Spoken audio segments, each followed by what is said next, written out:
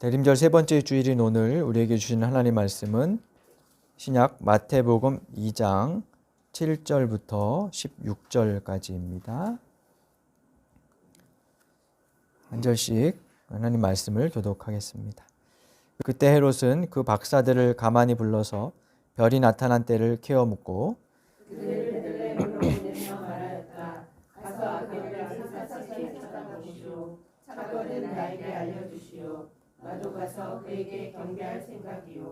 그들은 왕의 말을 듣고 떠났다. 그런데 동방에서 본 그 별이 그들 앞에 나타나서 그들을 인도해 가다가 아기가 있는 곳에 이르러서 그 위에 멈추었다. 그들은 그 집에 들어가서 아기가 그의 어머니 마리아와 함께 있는 것을 보고 엎드려서 그에게 경배하였다. 그리고 그들의 보물 상자를 열어서 아기에게 황금과 유향과 모략을 예물로 드렸다. 그리고 그들은 꿈에 헤롯에게 돌아가지 말라는 지시를 받아 다른 길로 자기 나라에 돌아갔다. 박사들이 돌아간 뒤에 주님의 천사가 꿈에 요셉에게 나타나서 말하였다. 헤롯이 아기를 찾아서 죽이려고 하니 일어나서 아기와 그 어머니를 데리고 이집트로 피신하여라. 그리고 내가 너에게 말해줄 때까지 거기에 있어라. 요셉이 일어나서 밤사이에 아기와 그 어머니를 데리고 이집트로 피신하여 헤롯이 죽을 때까지 거기에 있었다. 이것은 주님께서 예언자를 시켜서 말씀하신 바 내가 이집트에서 내 아들을 불러냈다 하신 말씀을 이루시려는 것이었다. 헤롯은 박사들에게 속은 것을 알고 몹시 노하였다. 그 박사들에게 알아본 때를 기준으로 베들레헴과 그 가까운 온 지역에 사는 2살짜리로부터 그 아래의 사내 아이를 모조리 죽였다. 아멘.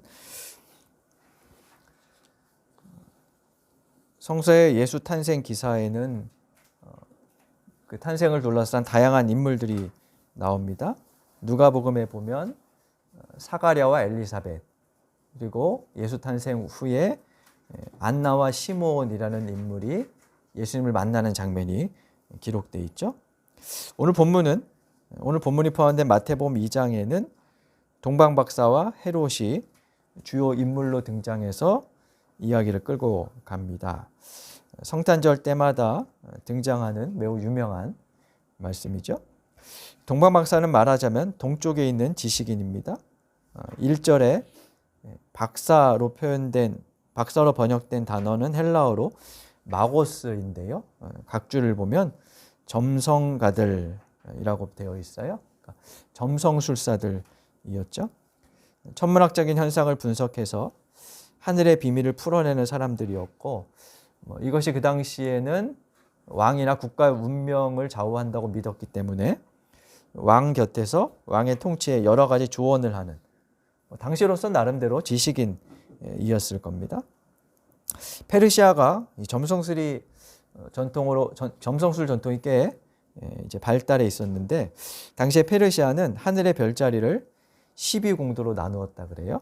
그리고 그 중에 하나인 왕의 궁도에 어떤 특정한 별이 들어가면 새로운 왕이 탄생한다는 이야기가 전해졌다고 합니다. 사실 천체의 신비로운 현상은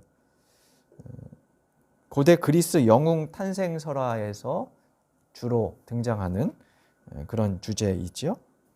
하늘에 이상한 별이 하나 나타나면 위대한 인물이 나타난다거나 이런 것들은 우리가 설화에서 많이 보는 겁니다. 동방박사들은 하늘의 별의 움직임을 관찰하다가 왕의 탄생을 알리는 매우 특이한 별을 발견했을 것이고 그 별을 따라서 유대 땅으로 여행을 합니다. 당시에 유대 땅은 로마의 속국이었고 그렇게 세계 정세를 좌우할 만한 나라는 아니었음에도 불구하고 멀리서 여행을 했다는 것이 좀 의아하긴 하지만 아무튼 이들은 별을 따라 3, 4개월은 좋게 걸렸을 여행 끝에 고대로부터 유대의 수도였던 예루살렘에 도착을 합니다. 1절에 예수님은 유대 베들레헴에서 나셨다고 하지만 아직 동방 박사들은 그것을 몰랐죠. 그래서 예루살렘에 도착하여 유대인의 왕으로 태어나신 이가 어디에 있는지 묻습니다. 당시 유대인들의 왕은 헤롯이었죠. 그러니까 헤롯은 내가 왕인데 또 다른 왕이 태어났다니 하는 그 말을 듣고 매우 당황스러웠을 겁니다. 그래서 2장 3절에 따르면 헤롯 왕은 이 말을 듣고 당황하였고 온 예루살렘 사람들도 그와 함께 당황했다. 이렇게 기록하고 있습니다. 혼란스러웠다는 뜻이고 또 예루살렘 사람들이 당황한 까닭은 지금 왕이 있는데 버젓이 살아있는데 왕이 새로운 왕이 등장한다는 얘기는 뭘까요? 정치 사회적인 소요나 갈등을 유발할 수 있다는 거죠. 그래서 기득권의 존재들은 사실은 누가 왕이 되든 그냥 체제가 유지되는 것이 좋기 때문에 그런 혼란을 예상하고 좀 당황했을 가능성이 크죠. 헤롯은 대제사장들과 율법 교사들을 모두 불러 모았습니다. 율법 교사는 성경을 필사하고 또 기록하거나 해석하는 때로는 법적 문서를 작성하는 일을 맡았던 전문가들이었는데 그들에게 헤롯이 묻죠. 그리스도가 어디에서 태어나겠느냐. 헤롯 그 동방 박사들은 유대의 왕이 어디서 납니까? 라고 물었는데 4절에 보면 이 헤롯은 그리스도가 어디에서 태어나겠느냐 이렇게 물어요. 그러니까 유대의 전통적인 그 사상으로는 유대의 왕, 새로운 왕은 메시아, 그리스도다라고 하는 그런 인식이 있었다는 거죠. 율법 교사들은 미가서 5장 2절에 근거해서 왕의 탄생 장소를 특정해 줍니다. 그것은 유대 베들레헴이었습니다. 이렇게 메시아가 탄생할 장소를 확인하고 메시아의 별이 나타난 것을 알게 된 헤롯은 방문객들을 베들레헴으로 보내죠. 그러면서 아기를 찾거든 나에게도 알려줘서 나도 경배할 수 있게 해주시오라고 부탁을 합니다. 이 박사들은 베들레헴의 한 집에 들어가 아기를 만나고 경배합니다. 황금과 유향과 모략을 예물로 드리죠. 그리고 돌아가려던 길에 꿈을 통해 헤롯에게 돌아가지 말라는 지시를 받고 다른 길로 자기들의 나라에 돌아갔다라고 하는 것이 12장 2절까지의 내용입니다. 문제는 그 후에 터졌습니다. 16절에 보면 헤롯은 박사들에게 속은 것을 알고 몹시 분노합니다. 사람을 보내서 박사들이 별을 관찰하기 시작한 시점을 기준으로 2살 이하의 남자 아이들을 모조리 죽입니다. 이런 일을 자행한 이유는 뻔하죠. 이 아기가 앞으로 자신의 왕위를 위협할지도 모르는 메시아적인 인물이 될 수 있다는 막연한 우려, 불안감 때문이었습니다. 당시 베들레헴 인구가 한 1000여 명 정도였다고 사람들이 추정을 합니다. 그 전해져는 이야기는 이 당시에 죽은 아이가 14,000명 정도 될 것이다. 이렇게도 얘기하는데 그 고고학적인 것을 토대로 그건 이제 지나치게 과장된 것이라고 보고요.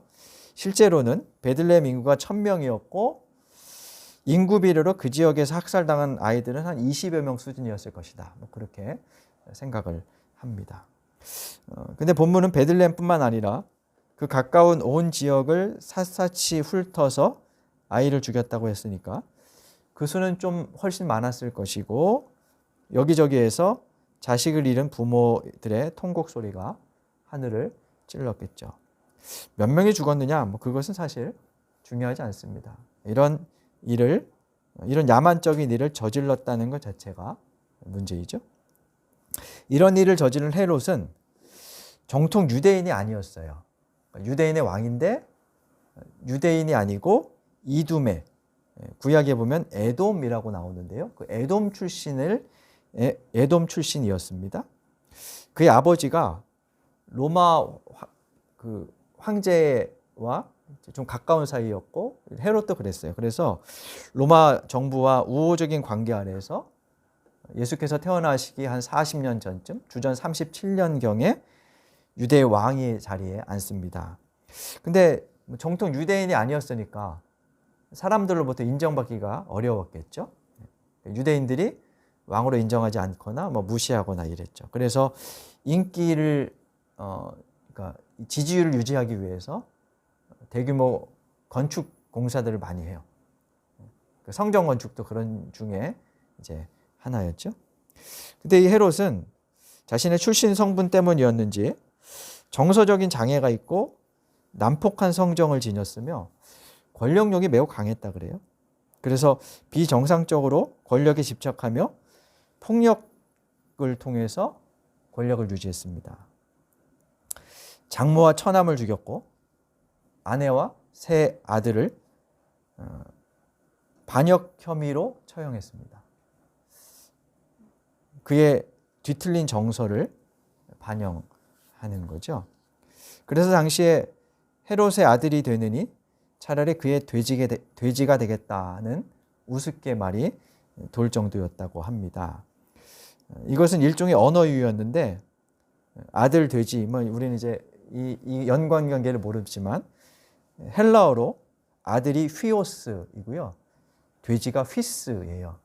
비슷한 발음이죠. 그래서 일종의 언어 유희를 이제 활용해서 조소하는 그런 이야기였죠. 더욱이 이런 얘기가 전해지는데요.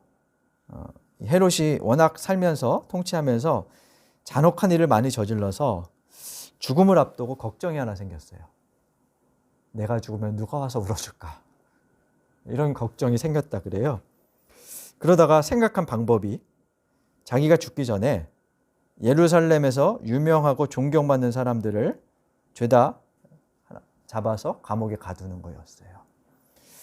그리고 자기의 부하에게 뭐라고 명령하냐 하면 내가 죽으면 저 사람들을 같이 처형해라. 이 명령을 합니다. 자기를 위해서 울어줄 사람이 없을 것 같으니까 내가 죽을 때 다른 사람들을 같이 죽여서 그 가족들이 울면 그들의 울음을 자기에 대한 통곡으로 그렇게 받겠다는 생각이었다 그래요. 어이없는 행동이지만 그만큼 헤롯의 통치 방식은 무자비했고 그래서 그의 시대는 야만의 시대였다고 할 수 있어요. 근데 이 일은 헤롯 혼자 벌인 것은 아니었어요. 직접적으로는 헤롯의 명령을 내렸지만 주변에서 그에게 올바른 조언을 해준 사람은 없었던 것 같습니다.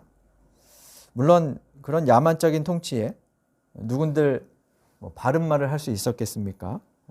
그래도 오늘 성서는 은근히 주변에 있었던 율법 교사들과 대제사장들을 좀 꼬집는 듯 합니다. 그들이 성경을 근거로 조언을 했는데 그 조언은 그냥 왕이 여기에서 태어날 것이다 라고 하는 거였죠. 성서 전문가들이었던 그들이 성서에 메시아 대망의 기대를 담은 구절이 있다는 것을 정확히 알고 있었고 또 이것을 찾기에 대답이 오래 걸리지도 않았을 겁니다. 그런데 뛰어난 학자들이었음에도 불구하고 자신들의 성서 지식을 권력자에게, 그러니까 그의 권력 유지를 위한 정보 제공하는 역할에 그쳤고 그 성서를 통해서 그가 바른 길을 가도록 이끌거나 말하지는 못했죠. 아니 더 나아가서 헤롯의 학살과 야만적인 통치를 간접적으로 동조하거나 묵인했을 겁니다. 그래야 헤롯의 권력 아래에서 비호를 받으며 계속해서 떡고물을 받아먹을 수 있었을 것이기 때문이죠. 반면 이방인이었던 동방의 박사들은 그 반대였습니다. 그들은 자신들의 지식을 활용해 얻은 정보로 먼 길을 여행하죠.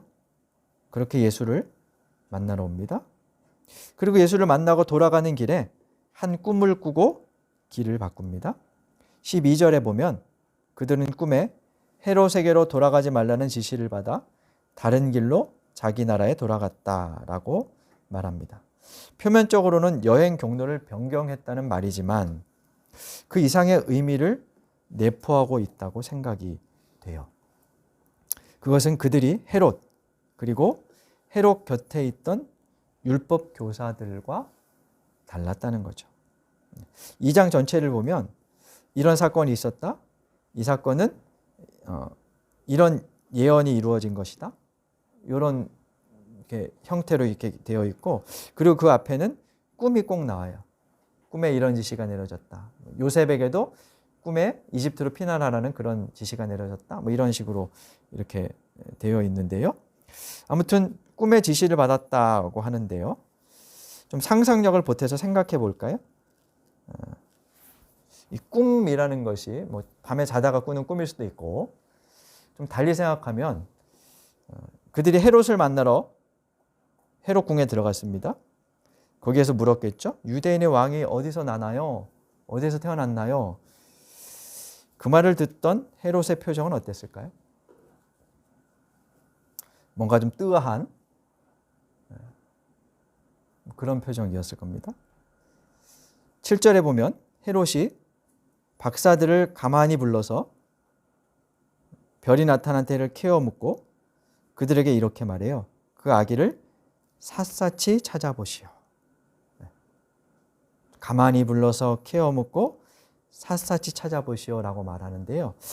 이 말투를 보면 헤롯의 꿍꿍이를 은근히 보여주는 것 같죠. 이런 말을 할 때 헤롯의 눈빛이 어땠을까요? 이 장면을 이제 영화로 만든다 그러면 제가 가끔 드리는 배우가 어떤 표정을 지으면서 이 말을 해야 될까요? 물론 이제 뭐 연출자의 의도에 따라 다르겠지만 동방박사들은 그 헤롯의 눈빛과 표정을 보면서 무엇을 알게 되었을까요? 제가 상상해 보면 저 헤롯이 뭔가 일을 벌이겠구나. 그런 생각하지 않았을까 싶어요. 그때 그게 뭔지는 몰랐겠죠. 그리고 이제 아기 예수를 만나고 경배하며 그 주변의 분위기들을 파악했겠죠. 그리고서 동방박사들은 별자리에 관한 자신들의 지식과 지성을 토대로 뭐가 합리적인 선택일까? 뭐가 이성적이고 또 올바른 선택일까? 뭐 이런 것들을 이야기 나누었을 것 같아요. 저는 그것이 꿈이라고 봐요. 그냥 뭐 자다가 꿈꿔서 꿈대로 했다 뭐 이런 것보다 이런 그 과정을 통해서 그들이 올바른 선택이 무엇일지를 고민했고 그리고 선택하지 않았을까? 성서는 그런 과정을 신의 계시라는 꿈으로 그렇게 신학화해서 표현한 거죠. 아무튼 그런 고심 끝에 그들은 헤롯에게로 돌아가는 길을, 다시 말해서 그의 야만적인 통치에 동조하는 선택을 하지 않고 예수를 살려 인류를 살리는 길을 선택합니다. 그리고 박사들이 돌아간 후 요셉은 헤롯이 아기를 찾아 죽이려 한다는 소문을 듣고 그 아기를 품고 이집트로 피신하죠. 그랬다가 19절에 보면 헤롯이 죽은 후에 다시 이스라엘 땅으로 돌아옵니다. 자신의 권력을 지키기 위해 야만적 통치를 일삼던 헤롯은 그렇게 역사의 뒤편으로 사라집니다. 오늘 본문은 정신착란에 가까운 무자비함으로 사람들을 해치는 야만적 시대의 왕 헤롯과 그의 죽음, 그리고 이런 야만적 시대에 태어난 예수를 둘러싼 이야기를 대조하며 보여주는 것 같아요. 서울대학교 통일평화연구원의 이문영 교수가 몇 달 전에 한 방송에서 현재의 국제사회를 이렇게 진단했어요. 우아한 위선의 시대가 가고 정직한 야만의 시대가 도래했다. 무슨 말이냐 하면 과거에는 욕망이 있어도 개인의 욕망이나 혹은 국가의 욕망이 있죠. 국가도 욕망이 있을 텐데 그 국가의 욕망이 있어도 그것을 좀 우아하게 위선적으로 이렇게 포장해서 숨기고 노골적으로 드러내지 않는다는 거죠. 그걸 숨기고 서로 타협하며 국제 질서를 유지해 왔다는 거예요. 그래서 각자의 욕망을 우아한 위선에 숨겨둔 채 어느 정도 세계 질서가 유지돼 왔다. 그런데 이제는 자신의 욕망을 숨김없이 정직하게 드러내고 이성보다는 궤변과 완력으로 사회를 움직이려는 심의 정치의 시대가 되어가고 있다. 그래서 정직한 야만의 시대. 정직한 그러면 좋은 것 같은데 그 야만의 시대가 왔다. 이렇게 그 사람을 그 사람이 이야기해요. 우아하게 위선을 떨치면서 아닌 척하는 게 아니라 정직하게 야만스러운 것, 거침없이 욕망을 표출하는 것이 이 시대라는 거죠. 특히 이 이문영 교수는 트럼프의 행보를 보면서 그렇게 진단을 합니다. 트럼프는 미국의 야욕을 직접적으로 드러내죠. 그리고 그는 세계무역기구, 국제형사재판소, 파리 기후협정 등 전통적으로 세계 질서를 나름대로 유지해오던 동맹과 규범, 도덕성을 무시해요. 미국의 국익만을 내세우며 경제, 군사적인 힘을 바탕으로 세계 질서를 뒤흔들려 한다는 거죠. 그래서 헤롯처럼 직접적으로 폭력을 휘두르는 야만은 아니지만 또 다른 야만의 시대가 도래했다는 거죠. 과거 18세기, 19세기 혼돈과 야만의 시대는 약소국들을 무참히 희생하는 결과를 낳았습니다. 지금도 강대국의 야만적인 행포에 희생자가 속출하고 있습니다. 그러나 그것은 비단 국제사회만 그런 것은 아닙니다. 우리는 불과 1년 전에 윤석열의 폭력적이고 야만적인 계엄 시도를 목격했습니다. 다행히 그의 시도는 실패했으나 무장한 군인들이 국회에 난입한 명백한 사실에도 불구하고 아직 법과 정치권은 이 문제를 해결하지 못하고 있죠. 정치뿐만 아니라 사회 경제적으로도 이 시대는 점점 야만의 시대로 가고 있는 듯합니다. 야만인들은 사람을 잡아먹습니다. 욕망에 더욱 정직하고 충실하게 기꺼이 높은 곳에 올라가서 낮은 곳에 있는 사람들을 해칩니다. 그런 사회에서 낮은 곳에 있는 사람들은 두려움에 떨 수밖에 없죠. 헤롯의 시대가 그랬습니다.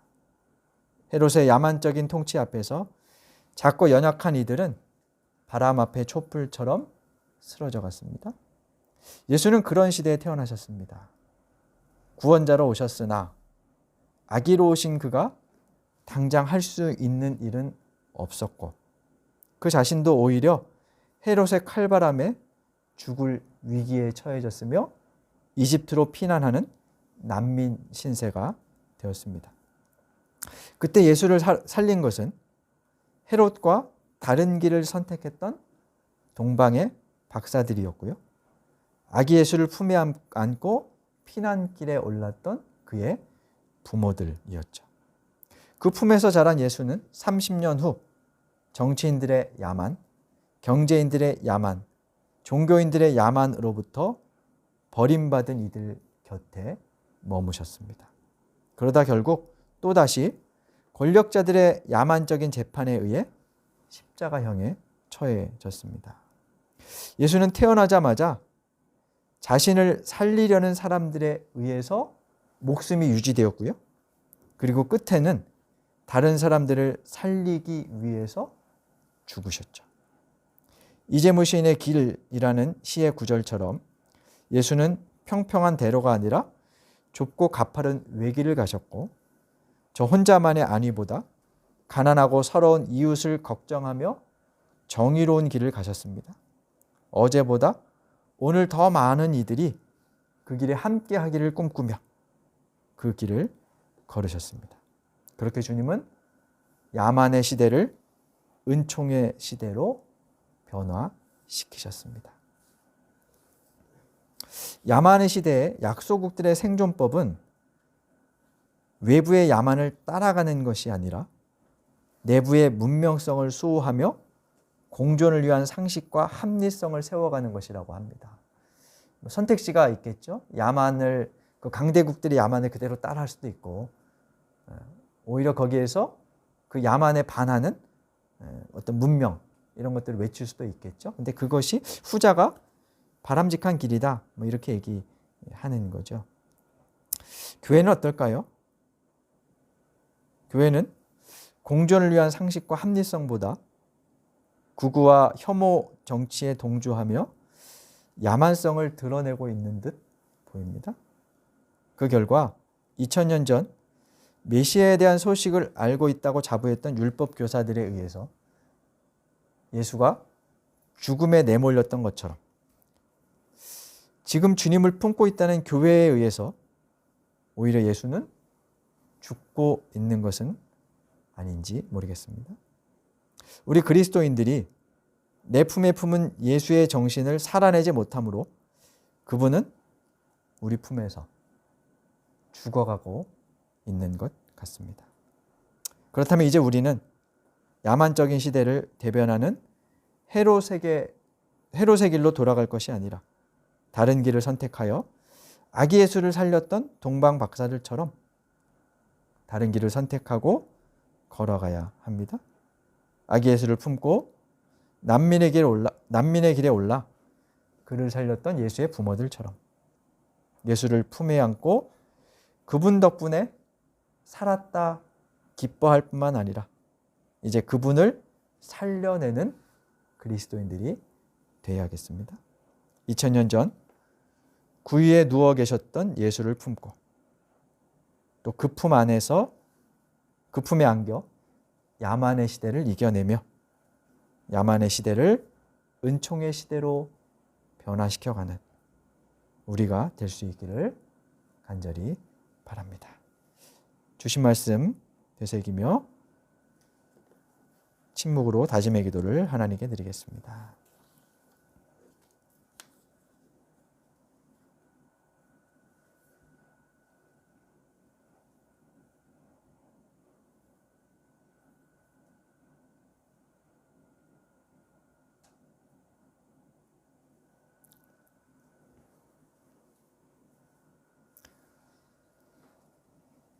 인류의 구원자로 이 땅에 오신 주님을 기다리는 대림절에 아기로 오신 주님을 기다리며 찬양합니다.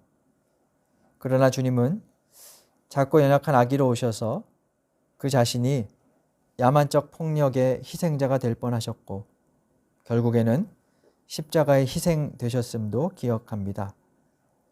그렇게 주님은 야만의 시대를 은총의 시대로 변화시키셨습니다.